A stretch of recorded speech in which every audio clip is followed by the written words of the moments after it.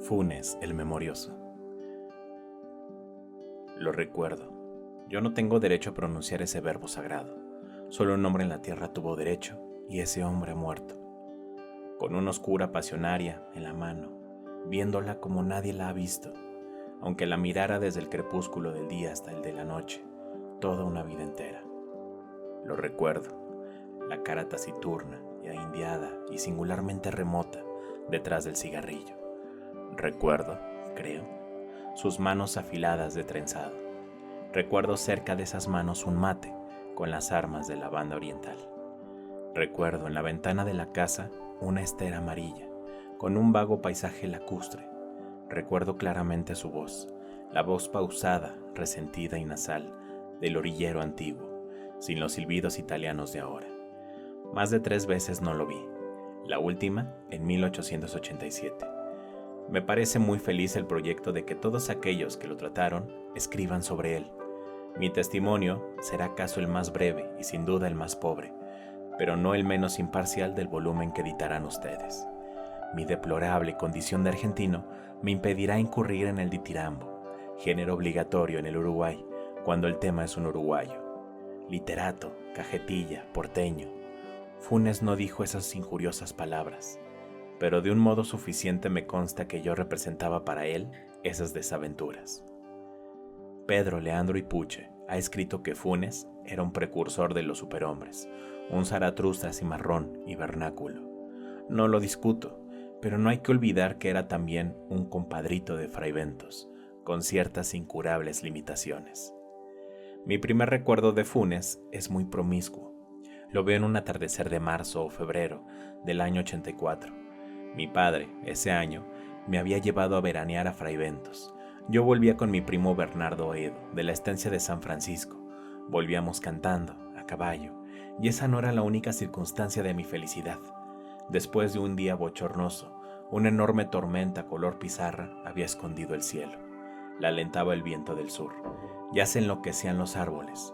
Yo tenía el temor, la esperanza, de que nos sorprendiera en un descampado el agua elemental. Corrimos una especie de carrera con la tormenta. Entramos en un callejón que se ahondaba entre 2 veredas altísimas de ladrillo. Había oscurecido de golpe. Oí rápidos y casi secretos pasos en lo alto. Alcé los ojos y vi un muchacho que corría por la estrecha y rota vereda como por una estrecha y rota pared. Recuerdo la bombacha, las alpargatas. Recuerdo el cigarrillo en el duro rostro, contra el nubarrón ya sin límites. Bernardo le gritó imprevisiblemente: «¿Qué horas son, Ireneo?». Sin consultar al cielo, sin detenerse, el otro respondió: «Faltan 4 minutos para las 8, joven Bernardo Juan Francisco». La voz era aguda, burlona.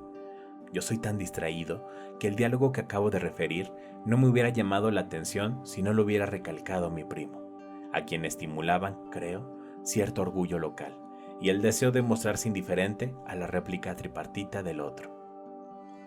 Me dijo que el muchacho del callejón era un tal Ireneo Funes, mentado por algunas rarezas como la de no darse con nadie y la de saber siempre la hora, como un reloj. Agregó que era hijo de una planchadora del pueblo, María Clementina Funes, y que algunos decían que su padre era un médico de Saladero, un inglés O'Connor, y otros un domador o rasador del departamento del Salto. Vivía con su madre, a la vuelta de la Quinta de los Laureles.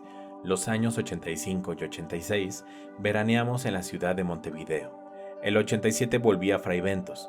Pregunté, como es natural, por todos los conocidos y finalmente por el cronométrico Funes. Me contestaron que lo había volteado un redomón en la estancia de San Francisco y que había quedado tullido, sin esperanza. Recuerdo la impresión de incómoda magia que la noticia me produjo. La única vez que yo lo vi, veníamos a caballo de San Francisco y él andaba en un lugar alto.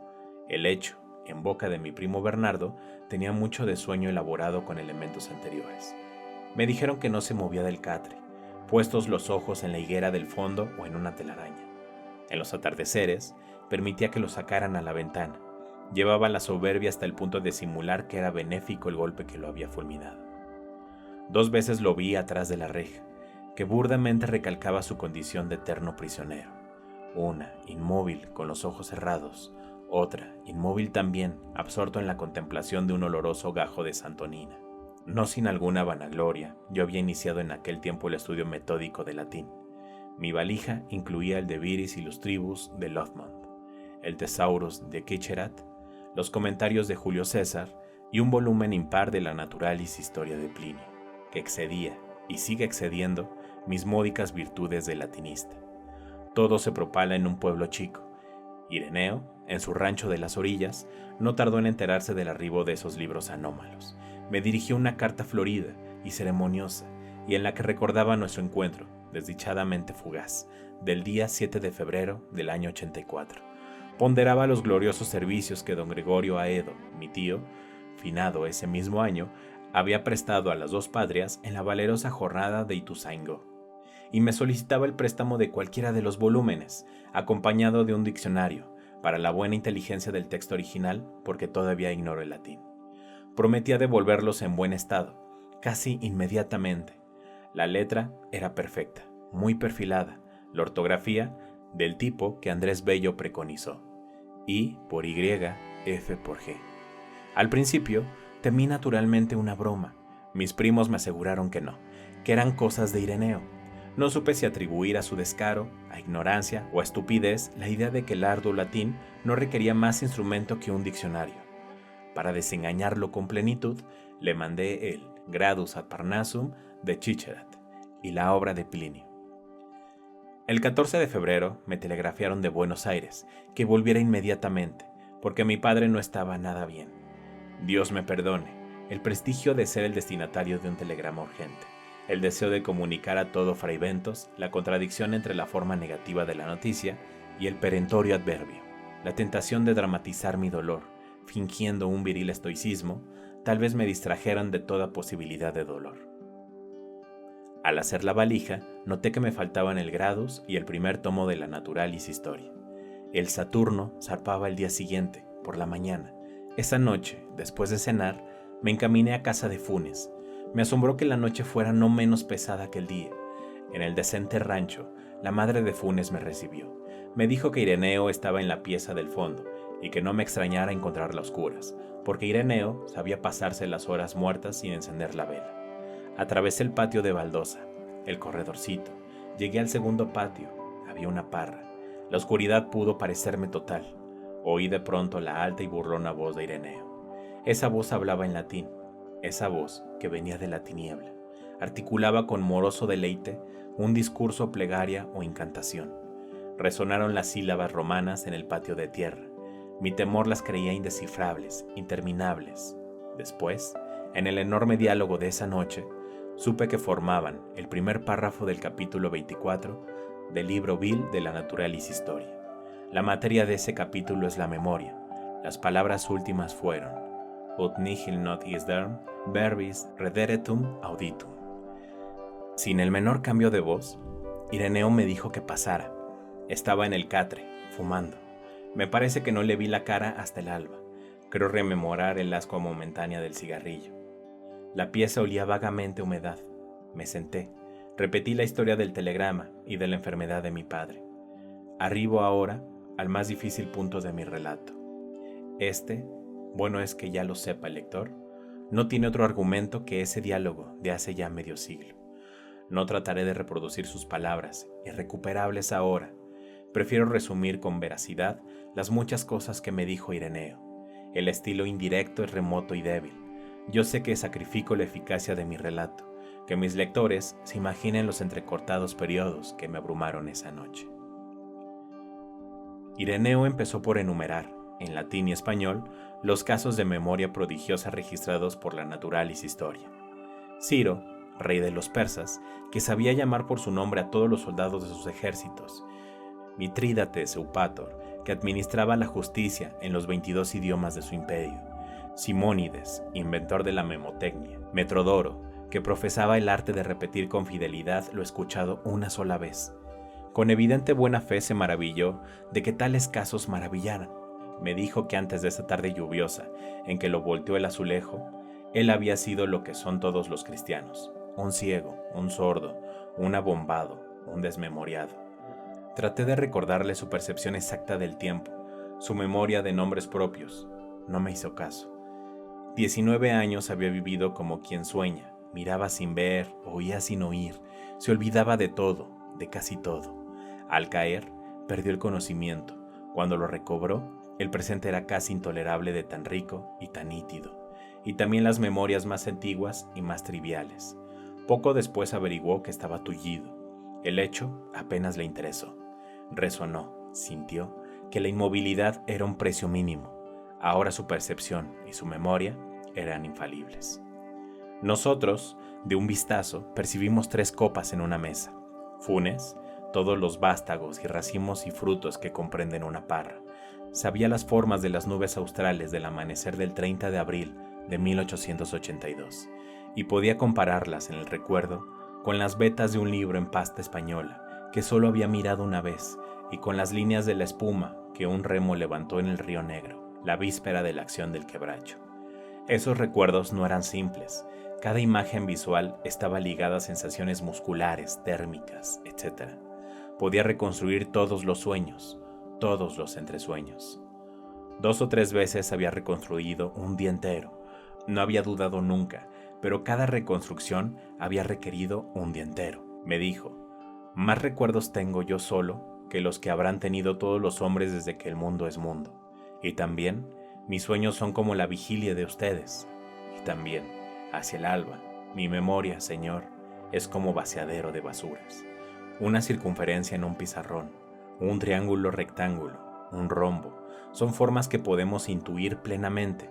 Lo mismo le pasaba a Ireneo, con las aborrascadas crines de un potro, con una punta de ganado en una cuchilla, con el fuego cambiante y con innumerable ceniza, con las muchas caras de un muerto en un largo velorio. No sé cuántas estrellas veía en el cielo. Esas cosas me dijo. Ni entonces ni después le he puesto en duda. En aquel tiempo no había cinematógrafos ni fonógrafos. Es, sin embargo, inverosímil y hasta increíble que nadie hiciera un experimento con Funes. Lo cierto es que vivimos postergando todo lo postergable. Tal vez todos sabemos profundamente que somos inmortales y que tarde o temprano todo hombre hará todas las cosas y sabrá todo. La voz de Funes, desde la oscuridad, seguía hablando. Me dijo que hacia 1886 había discurrido un sistema original de numeración y que en muy pocos días había rebasado el 24.000. No lo había escrito, porque lo pensado una sola vez ya no podía borrársele. Su primer estímulo, creo, fue el desagrado de que los 33 orientales requirieran 2 signos y 3 palabras, en lugar de una sola palabra y un solo signo. Aplicó luego ese disparatado principio a los otros números. En lugar de 7013, decía, por ejemplo, Máximo Pérez. En lugar de 7014, el ferrocarril. Otros números eran Luis Melián Lafinur, Olimar, Azufre, Los Bastos, La Ballena, El Gas, La Caldera, Napoleón, Agustín de Bedía. En lugar de 500, decía 9. Cada palabra tenía un signo particular, una especie de marca. Las últimas eran muy complicadas. Yo traté de explicarle que esa rapsodia de voces inconexas era precisamente lo contrario de un sistema de numeración.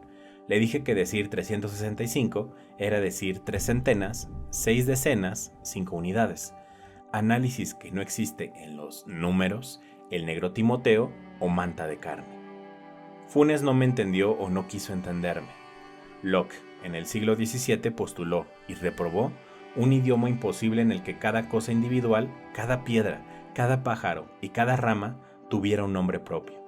Funes proyectó alguna vez un idioma análogo, pero lo desechó por parecerle demasiado general, demasiado ambiguo. En efecto, Funes no solo recordaba cada hoja de cada árbol de cada monte, sino cada una de las veces que la había percibido o imaginado. Resolvió reducir cada una de sus jornadas pretéritas a unos 70.000 recuerdos, que definiría luego por cifras. Lo disuadieron 2 consideraciones: la conciencia de que la tarea era interminable, la conciencia de que era inútil. Pensó que en la hora de la muerte no habría acabado aún de clasificar todos los recuerdos de la niñez. Los 2 proyectos que he indicado, un vocabulario infinito para la serie natural de los números, un inútil catálogo mental de todas las imágenes del recuerdo, son insensatos, pero revelan cierta balbuciente grandeza. Nos dejan vislumbrar o inferir el vertiginoso mundo de Funes. No lo olvidemos, Era casi incapaz de ideas generales, platónicas. No solo le costaba comprender que el símbolo genérico perro abarcara tantos individuos dispares de diversos tamaños y diversa forma. Le molestaba que el perro de las 3 y 14, visto de perfil, tuviera el mismo nombre que el perro de las 3 y cuarto, visto de frente. Su propia cara en el espejo, sus propias manos, lo sorprendían cada vez. Refiere Swift que el emperador de Lilliput discernía el movimiento del minutero. Funes discernía continuamente los tranquilos avances de la corrupción, de las caries, de la fatiga. Notaba los progresos de la muerte, de la humedad. Era el solitario y lúcido espectador de un mundo multiforme, instantáneo y casi intolerablemente preciso. Babilonia, Londres y Nueva York han abrumado con feroz esplendor la imaginación de los hombres. Nadie, en sus torres populosas o en sus avenidas urgentes, ha sentido el calor y la presión de una realidad tan infatigable como la que día y noche convergía sobre el infeliz Ireneo, en su pobre arrabal sudamericano. Le era muy difícil dormir. Dormir es distraerse del mundo. Funes, de espaldas en el catre, en la sombra, se figuraba cada grieta y cada moldura de las casas precisas que lo rodeaban. Repito que el menos importante de sus recuerdos era más minucioso y más vivo que nuestra percepción de un goce físico o de un tormento físico. Hacia el este, en un trecho no amanzanado, había casas nuevas, desconocidas. Funes las imaginaba negras, compactas, hechas de tiniebla homogénea. En esa dirección volvía la cara para dormir. También solía imaginarse en el fondo del río, mecido y anulado por la corriente. Había aprendido sin esfuerzos el inglés, el francés, el portugués, el latín. Sospecho, sin embargo, que no era muy capaz de pensar. Pensar es olvidar diferencias, es generalizar, abstraer. En el abarrotado mundo de Funes no había sino detalles, casi inmediatos. La recelosa claridad de la madrugada entró por el patio de tierra. Entonces vi la cara de la voz que toda la noche había hablado. Ireneo tenía 19 años. Había nacido en 1868. Me pareció monumental como el bronce, más antiguo que Egipto, anterior a las profecías y a las pirámides. Pensé que cada una de mis palabras, que cada uno de mis gestos, perduraría en su impecable memoria. Me entorpeció el temor de multiplicar ademanes inútiles. Ireneo Funes murió en 1899 de una congestión pulmonar.